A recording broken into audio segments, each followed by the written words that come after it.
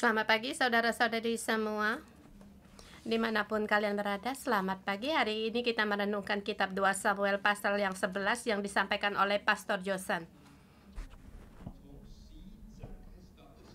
Dari pasal 11 sampai dengan 20 itu dari satu bab yang lain. Dari pasal ini Daud termasuk kerajaannya mulai merosot. Dilihatnya pasal ini sepertinya peperangan. Di luar lagi berperang. Di dalam istana berperang lagi. Di luar peperangan menang, di dalam istana peperangan yang sangat kalah. Dengan tema hari ini, mengapa menang dari Amon tidak menang dari kuasa dari Amon? Seluruh peperangan di dalam rohani sepertinya luar peperangan. Sesungguhnya peperangan ada di dalam dunia rohani. Sepertinya lagi dalam berperang di luar. Sesungguhnya lagi berperang di dalam rohani, dalam akal dan pikiran. Di awal ini dimulai dari pergantian tahun. Pada pergantian tahun, pada waktu raja-raja biasanya maju berperang, raja-raja maju berperang. Ini banyak negara dan raja-raja pun maju berperang. Kamu pikirkan kalau negaramu ada beberapa pemimpin, panglima, dia sendiri. Mereka berperang untuk memerangimu, apa yang akan kamu lakukan? Ya, kamu akan menyambut peperangan itu, bukan? Seperti yang di pasal sebelumnya ada dua peperangan. Yang pertama,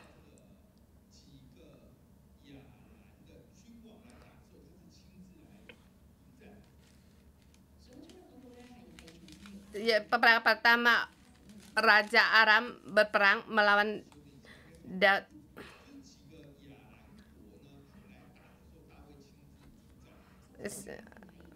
Beberapa Raja Aram, Daud sendiri maju berperang. Setelah menang perang, walaupun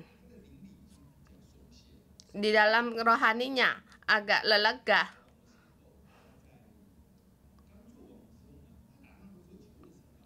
kita tahu waktu dia menjadi raja, setiap dia perang dia bertanya kepada Allah, tetapi di pasal yang kemarin dia tidak bertanya kepada Tuhan. Jadi mengapa bisa dikalahkan oleh kuasa Amon? Kamu memerangi Amon, kamu harus bertanya apa kuasa gelap dari Amon.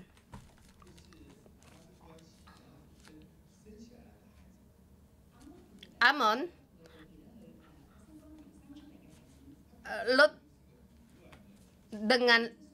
dengan anaknya sendiri yang melahirkan orang Amon, seperti kuasa dalam perzinaan. Sekarang setelah peperangan, sekarang timbul masalah, bukan karena tentaranya, tetapi bagaimana kamu menghadap kuasa ini, kuasa rohani ini. Seperti di Daud,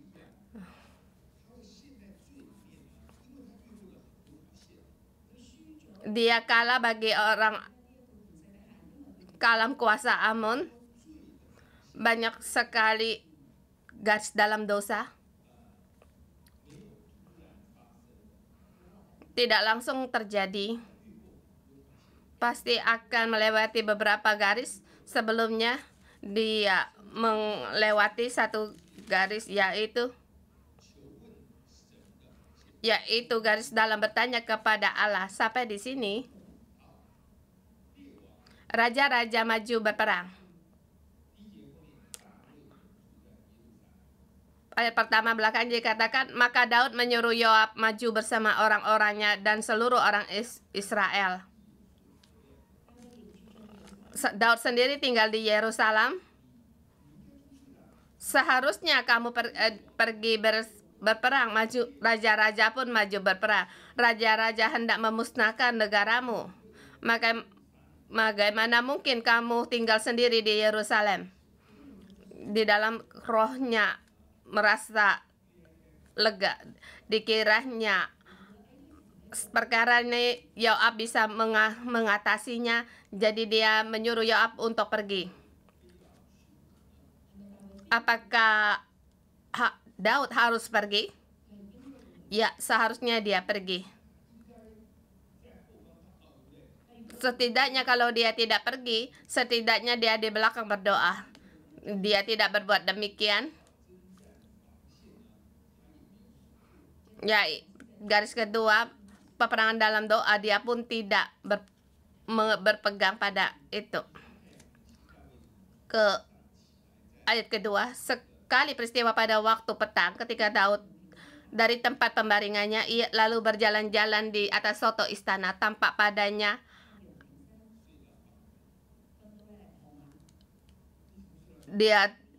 Daud tidur sampai petang.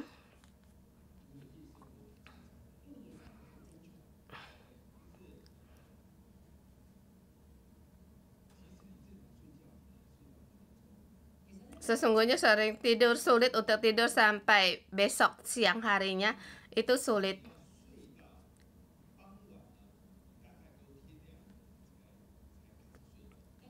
Kamu bisa tidur sampai semalaman kamu tidur, baru bisa pagi harinya baru tidur. Di sini memuaskan keinginannya sendiri. Kita harus cepat tidur, pagi bangun. Garis ini yang sangat utama.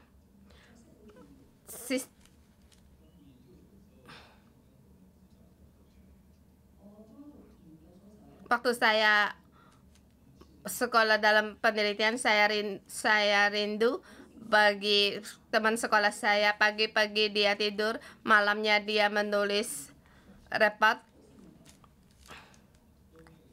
Saya sangat iri pada mereka. Tidak ada orang yang mengganggu dia bisa menulis dengan laporannya. Tapi profesor saya berkata, orang yang berhasil adalah orang yang bangun pagi. Langsung saya sadar. Cara kerja sangat penting.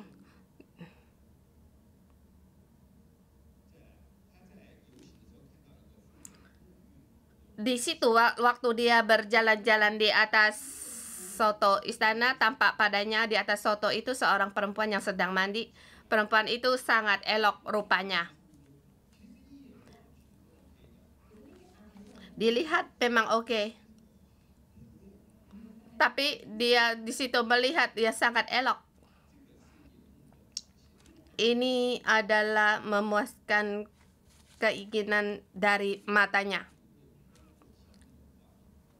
Kita sulit dalam lo bisa melewati gambaran dalam perjinaan.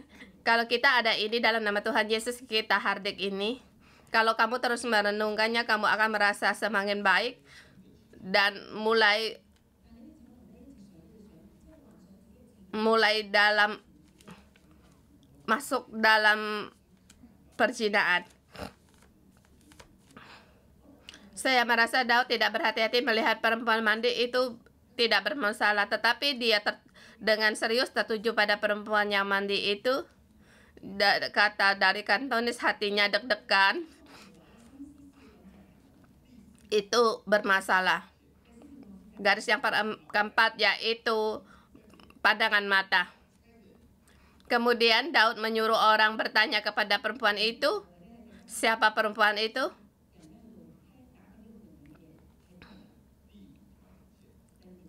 Garis kelima, telinga. Jangan bertanya tentang mengapa harus bertanya. Kamu makin banyak bertanya, kamu ingin tahu lebih banyak. Lagi pula, menjadi seorang pemimpin, jangan mengira kamu hanya berkata kepada orang di sampingmu,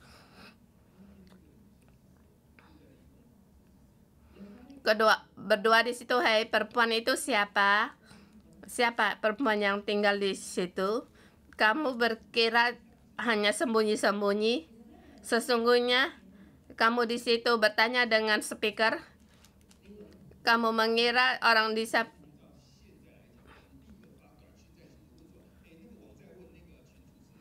langsung dapat berita orang itu. Raja bertanya siapa perempuan itu, langsung tersebar. Siapa perempuan itu? Kamu kira sembunyi-sembunyi bertanya. Sesungguhnya satu kelompok mencari jawaban untukmu.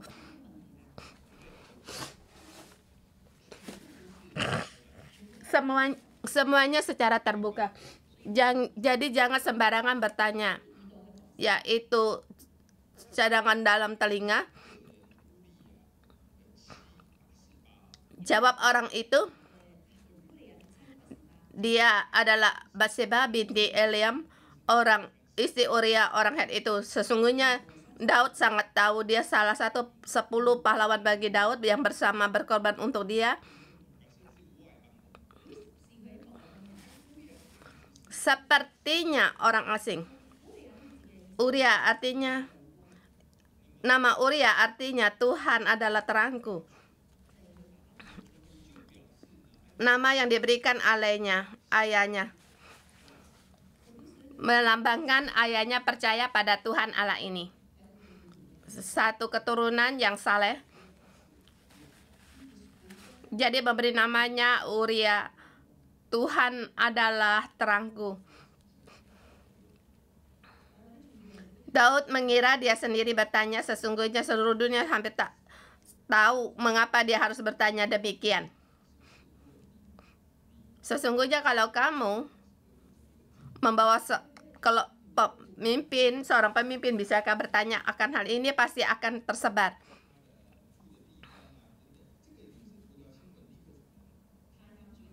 Tempat ini akan menjadi berita.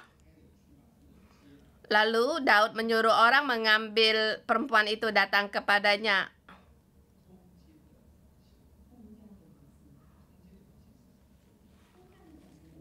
Garis seharusnya seharusnya jangan bertanya dan jangan bertemu.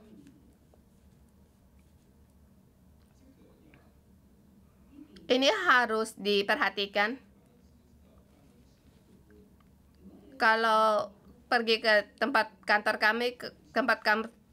kami juga ada kaca, bukan seluruhnya tertutup, agar kamu bisa berjaga-jaga. Satu garis cadangan itu juga sangat penting. Kemudian menurut perkataan Pastor Deborah,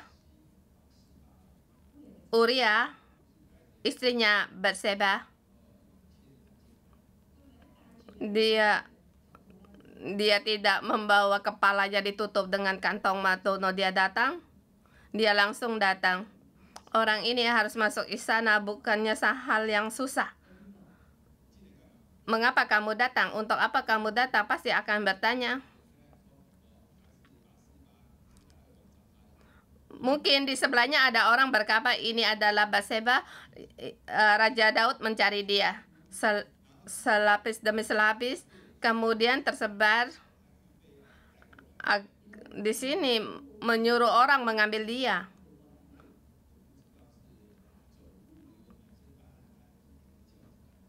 Tidak tahu apakah dia datang dengan berjalan atau dia diangkut datang. Yang saya katakan pentingnya, puluhan orang pasti tahu perkara ini. Kamu masuk istana, lihat. Di situ penuh dengan penjaga. Sekelompok orang membawa Daud masuk. Kita harus berjaga-jaga dengan garis cadangan di ruang. Dan ketemu dengan dia dan tidur dengan dia. Ini adalah garis cadangan tentang seks. Jangan sendiri-sendiri.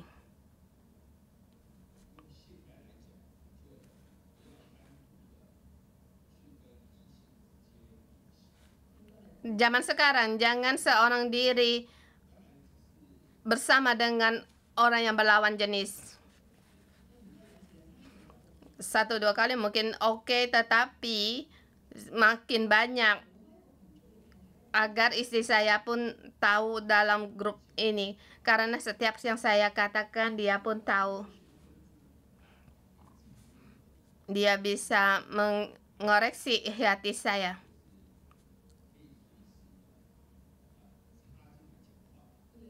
Dan juga dia bisa masuk dalam pembicaraan. Ini adalah hubungan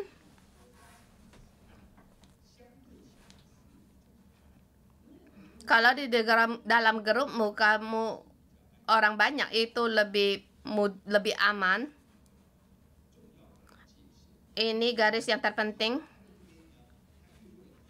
Kalau dia melewati garis ruangan dan juga garis dalam hubungan seks. Daud mengapa mencari Uria?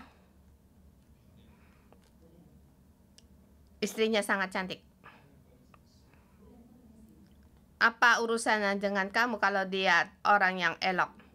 Dia seorang istri, kemudian dia banyak istri, kemudian Daud banyak gundik.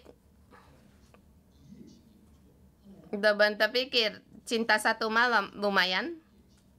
Saya pikir perkara ini yang dipikir yaitu cinta satu malam. Waktu suaminya tidak di rumah, dia menggerak sekelompok orang, membawa dia masuk istana. Setelah itu, setelah tidur dengan dia, baru disuruh dia pulang. Di sini yang saya katakan, orang yang berzina itu matanya dibutakan. Dia kira hal itu tidak ada orang yang tahu. Sesungguhnya semua orang pada melihat. Semua juga pada banyak omong. Allah melihat, malaikat melihat, roh jahat juga melihat. Dan belum lagi pembicaraan orang banyak. Orang yang berzina, dia orang yang seperti orangnya tertutup, seperti orang tidak tahu, maka dia berbuat demikian. Kemudian ia mencarikan Uria datang, suruh dia datang dengan tujuan agar anak yang dikandungnya supaya dia bertanggung jawab, tetapi gagal. Jadi kalau ketahuan bagaimana? Berzina. Batseba berzina bagaimana? Pasti akan dihukum mati. Batseba dengan siapa berzina? Dengan Daud. Aku pun harus mati. Atau aku tidak mau mati, dia yang mati. Tetapi di dalam perutnya anak itu bagaimana? Jadi masalah semakin serius.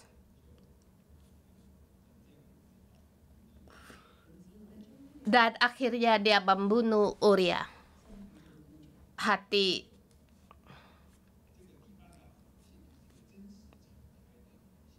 keempat, garis cadangan, yaitu dengan berterus terang, karena dia menutup-nutupi, karena perbuatan yang salah dengan cara banyak untuk menutupi perkara. Jadi Daud mengambil keputusan harus menutupinya. Seharusnya manusia harus terbuka. Jadi pas garis cadangan keempat telah dilanggar oleh Daud.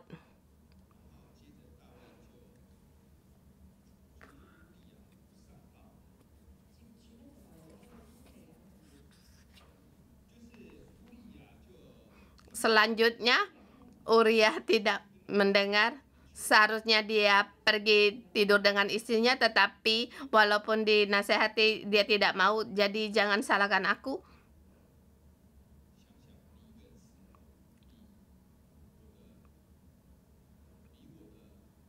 Dipikir kamu seorang mati lebih baik daripada kekasihku dan anaknya mati, dan aku mati lebih baik kamu seorang diri mati. maka dia membuat rancangan untuk membunuh Uria. Garis yang ke-9 yaitu lurus dengan tidak ada tipu muslihat. Kita tidak melihat Uria, tetapi kita melihat Daud bagaimana dia semakin membuat kesalahan yang besar dan akhirnya Uria mati.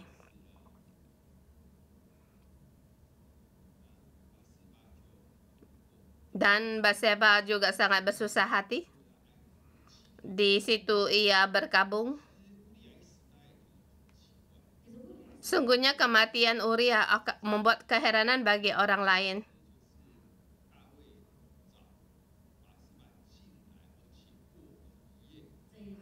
Sebelumnya Daud mencari Batseba, kemudian bersemayam di situ. Di situ ada orang yang melihat dan sekarang Uria mati. Kecurigaan ini semakin besar, sepertinya ada hantu di situ. Setelah beberapa waktu berkabung, Daud mengambil dia perempuan itu ke rumahnya. Di situ timbul masalah. Kita lihat perkara berikutnya. Dan akhirnya anak itu dilahirkan. Tapi hal itu tidak berkenan bagi Tuhan. Garis yang kemudian ke-9, garis dalam pertobatan. Anak dilahirkan ada 10 bulan, dalam 10 bulan kamu tidak bertobat. Kamu kira seluruh dunia orang tidak tahu? Bagaimana mungkin tidak tahu? Di dalam istanamu bukan orang buta. Yang kamu lakukan setiap perkara banyak orang tahu. Pada saat kamu bertanya, seluruh kelompok membantu kamu untuk bertanya. Pada saat kamu menyambut perempuan itu datang, juga sekelompok orang membawa dia datang dan mengusung dia pergi. Saatnya dalam orang-orang ini juga susah hati. Mengapa raja berubah menjadi demikian? Mengapa demi orang yang setia padanya mati dalam rancangannya sendiri? Demikian. Perang di luar sudah menang, orang Amon dikalahkan dan merebut kotanya. Tetapi kuasa sesungguhnya kekalahan besar bagi Daud. Kamu bertanya bagaimana kalah? Satu garis demi satu garis dilewati? Tidak seketika. Membuka pintu besar, jalan yang luas, segaris demi garis dilewati. Hanya sendiri mengira tidak ada orang yang tahu. Kita mohon Tuhan untuk menolong kita. Kita perlu pelindungan dari Tuhan. Dan juga kita harus membuat garis keamanan diri kita sendiri, melindungi kita sendiri dan juga untuk keluarga kita.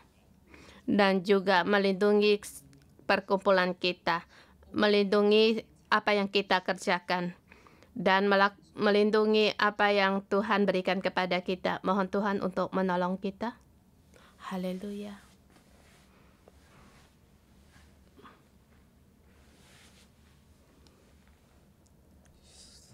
Haleluya.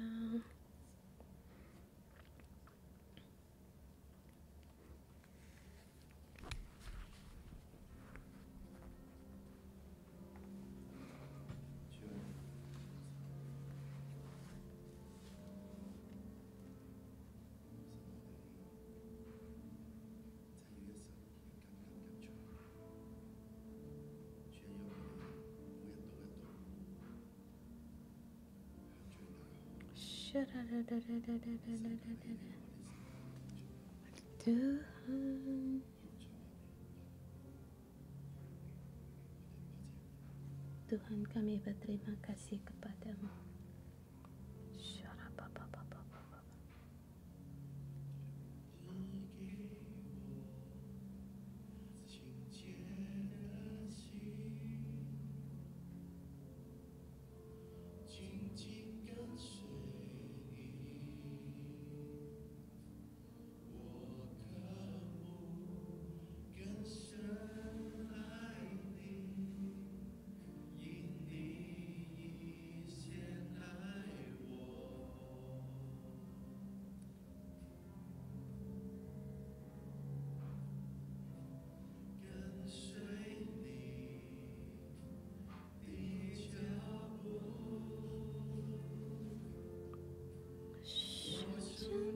在那不见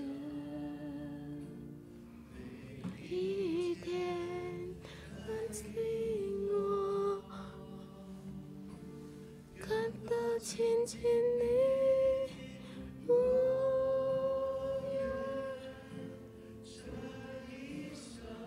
kiranya Tuhan seumur hidupku seperti Engkau. Mohon Engkau menyertaiku ya Tuhanku. Bimbing hidupku. Beriku loh yang indah, yang merindukan kehendak-Mu. Seumur hidup aku mengikutimu.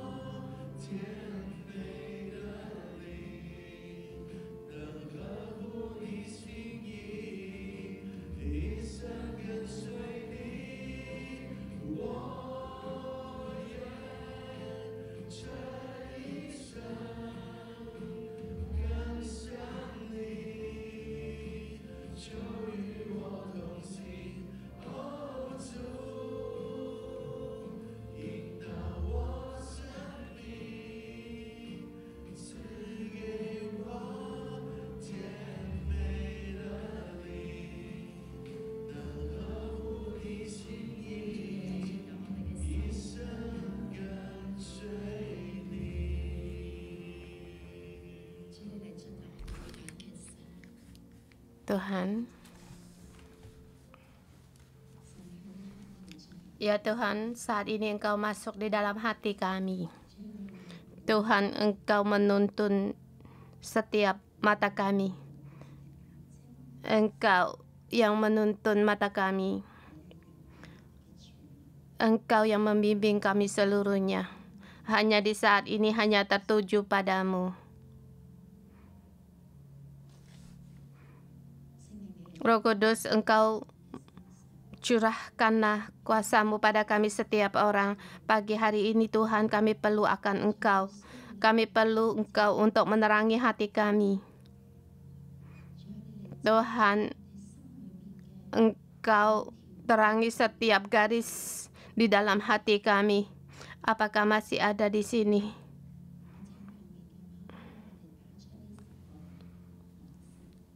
Di sini ada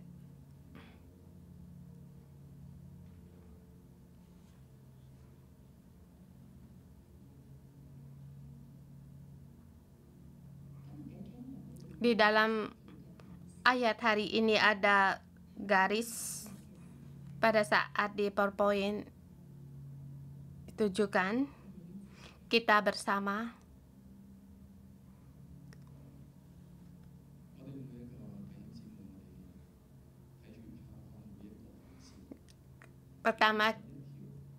Yang pertama kita melihat, kemudian kita pejamkan mata, mohon Tuhan untuk menerangkan kita apakah di dalam hidup kita garis-garis ini kita langgar.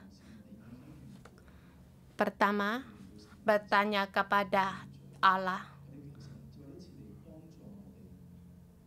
berdoa dan berperang. Yang ketiga,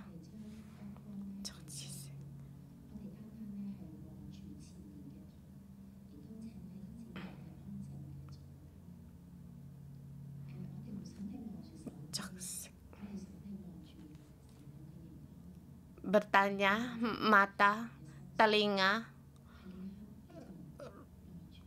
ruang atau seks. Yang ke-8, jujur dan terbuka. Yang ke-9, lurus, tidak dengan tipu muslihat. Yang ke-10, pertobatan.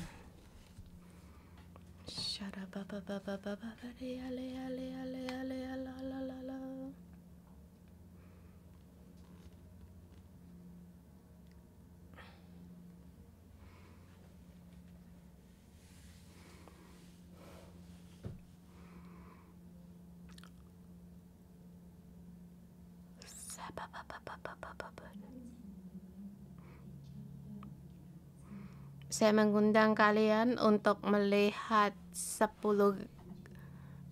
garis ini.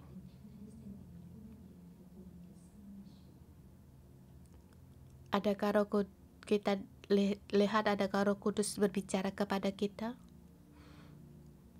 Adakah kamu dalam setiap perkara bertanya kepada Allah, berdoa, peperangan, memberi alasan sendiri, mata, telinga, bagaimana kita menggunakannya?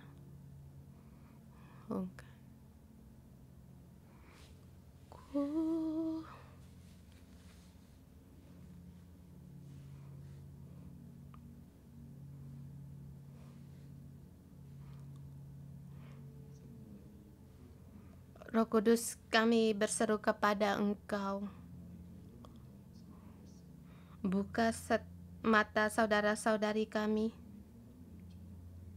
Roh Kudus, Engkau hadir di dalam hati kami, agar kami di hadapan Allah seperti telanjang, seperti kami hari ini melanggar garis-garis tertentu. Tapi Engkau adalah Allah yang adil dan benar. Engkau hadir untuk menolong kami, menyelamatkan kami. Allah Bapa bukan untuk mengejar kamu untuk membayar hutang, tetapi Dia datang untuk menolong kita. Roh Kudus, saat ini Roh Kudus, lemah lembut-Mu menyentuh hati kami setiap orang. Buang segala ketakutan kami, buang segala kekhawatiran kami, kegelisahan kami. Kami dalam kekhawatiran kami takut di hadapan Allah, takut dihukum Allah. Allah tidak berkenan pada kita semua. Pikiran yang demikian, Tuhan, Engkau ambil dan buang dari pikiran kami. Tuhan, beri kami agar lebih lagi melihat kasih-Mu, kasih setia-Mu, kebaikan-Mu. Roh Kudus, Engkau menjamah kami setiap orang. Jamalah hati kami, agar kami satu persatu garis-garis ini semakin kami langgar, kami datang di hadapan Allah, kami mengaku atas segalanya, kami membuka hati dan roh kami seluruhnya di hadapan Allah, dinyatakan di hadapan Allah. Roh Kudus, Engkau tolong kami.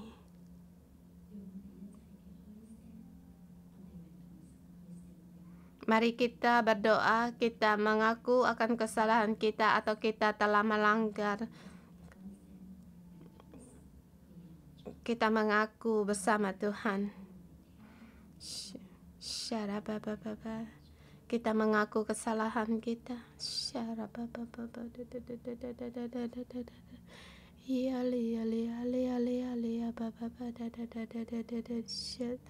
Tuhan ampunilah.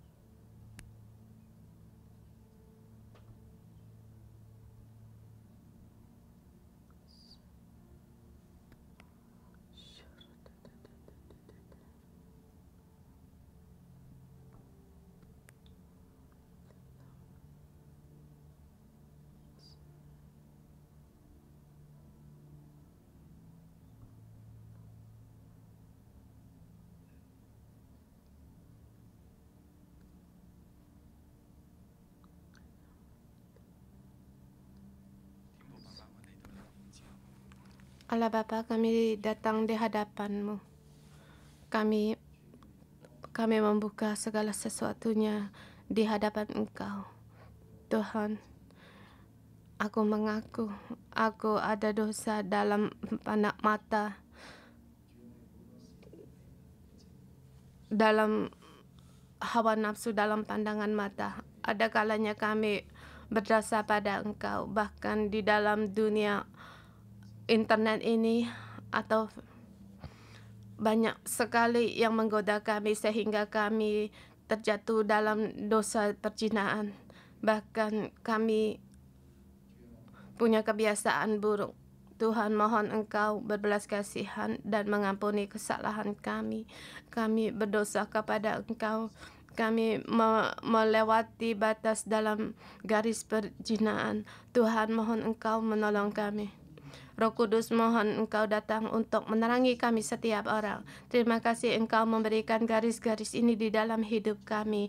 Tuhan, kami awalnya merasa seperti satu tekanan, seperti tidak ada kebebasan, tekanan, seperti tidak ada pilihan. Tapi Bapa, kami tidak pernah terpikir sesungguhnya Engkau memberikan garis-garis ini di dalam kehidupan kami. Engkau memberitahu kepada kami, jangan. Tuhan, di dalam kami sering melawan. Kami tidak taat. Bermacam alasan untuk memberikan aku mau dan mau. Tidak ada masalah. Bapa, pagi hari ini aku, hamba dan anak-anak-Mu datang di depan tata kasih karunia-Mu. Roh Kudus, Engkau menerangi kami. Ya Bapa, lewat ayat hari ini Engkau memberitahukan kami garis-garis ini Tuhan. Sungguhkah kami tidak tahu? Sungguhkah kami tidak mengerti? Tuhan, kami tahu. Kami pun mengerti. Tetapi tidak tahu mengapa kami tetap tidak bisa berpegang. Kami tetap membengkok dalam kebenaran dan punya banyak alasan untuk menjelaskan diri sendiri. Hari demi hari, bulan demi bulan, tahun demi tahun. Roh Kudus, kami menyambut Engkau. Engkau menyatakan dalam hidup kami, keadaan kami berbeda. Dan juga garis-garis yang tidak kami taat pun berbeda. Tuhan, pagi hari ini kami datang di hadapan-Mu. Roh Kudus, Engkau menolong kami, bukan hanya untuk mengaku dosa dalam kehidupan kami sesungguhnya itu dari mana. Tuhan, kami tahu kebaikan ada manfaat dalam hidup kami. Bangun cepat tidur, bangun pagi itu bukan dari kecil kami pun tahu. Tetapi kami tetap tidak berbuat demikian. Ya Roh Kudus, Engkau terangi kami. Mengapa? Mengapa? Mengapa? Roh Kudus, Engkau berfirman kepada kami setiap orang. Kami tidak mau hanya penampilan dalam mengaku dosa, tetapi sesungguhnya kami harus tahu akar dari kelemahan kami. Di saat kami menemukan akar, walaupun kami mengaku berpuluhan kali, kami tetap melanggarnya. Tuhan, kami tidak mau melewati hari-hari demikian. Kami tidak mau hidup kami demikian.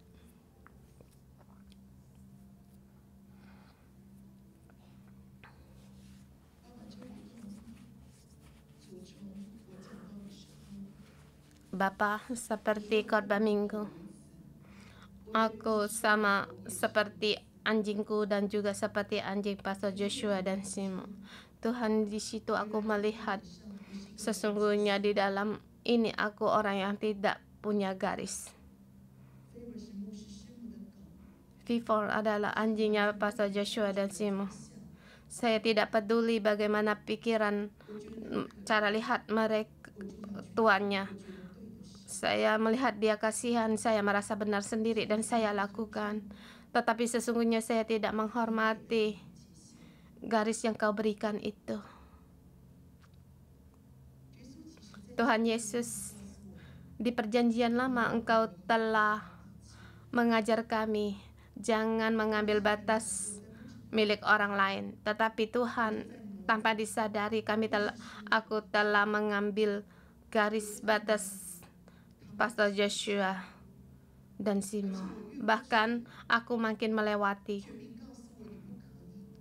Pemimpin memberitahu saya, kamu tidak boleh, tetapi saya tetap tidak mendengar. Tuhan, terima kasih. Engkau memberikan aku mengerti. Aku orang yang merasa benar sendiri. Aku merasa benar itu benar. Sesungguhnya di dalam hidupku,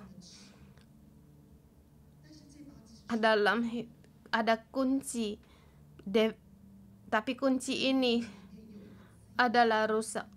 Rupanya di dalam hati saya merasa benar sendiri, tetapi kebenaran ini penuh dengan darah daging bengkok.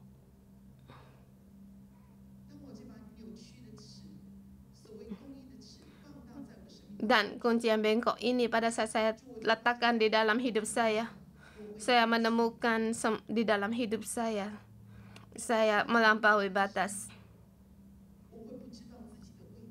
Saya semakin tidak tahu posisi saya, semakin saya tidak tahu perkataan apa yang boleh saya katakan, perkataan mana yang tidak seharusnya saya katakan.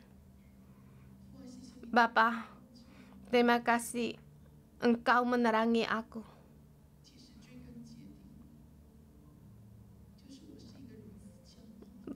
Rupanya aku orang yang begitu sombong. Hari ini Tuhan, aku datang di hadapan-Mu.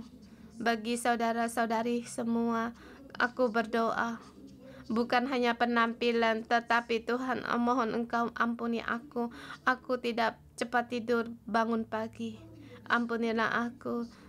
Tuhan, sesungguhnya di mana timbul masalah di dalam kehidupanku. Mengapa Tuhan? Mengapa Tuhan aku bisa demikian? Roh Kudus, Engkau menerangi aku. Lebih dalam lagi. Lebih dalam lagi. Lebih dalam lagi ya Tuhan. Tuhan, kami tidak mau pengakuan dosa kami hanya penampilan. hanya kulit-kulitnya saja, luar-luarnya saja. Tapi Tuhan, terima kasih Engkau memberi kesempatan untuk aku bertobat. Di atas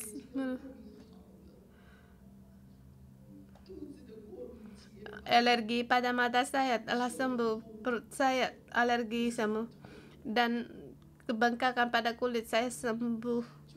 Tuhan, sesungguhnya seorang bertobat membawa hasil begitu besar. Bapa, aku berseru kepadamu. Tuhan, aku berseru kepadamu. Lebih dalam lagi diperbaharui dalam pengakuan dosa. Saudara semua, kita sungguh-sungguh di hadapan Tuhan untuk mengaku dosa. Bukan hanya penampilan, tetapi mengapa aku berbuat demikian? Mengapa bisa berulang-ulang lagi? Mari kita bersama berdoa pada diri sendiri. Tuhan,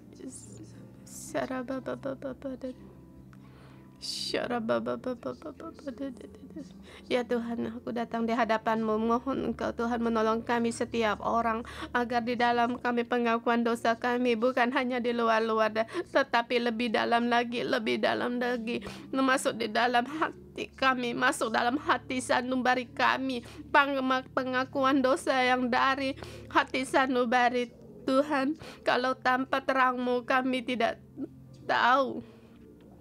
Kalau tidak tanpa terang-Mu Tuhan, kami hanya akan terus mengaku dosa dan terus akan berbuat dosa. Tuhan, sungguh Tuhan, mohon Engkau berbelas kasihan pada kami. Mohon Engkau ajarilah kami bagaimana kami harus mengaku kesalahan kami.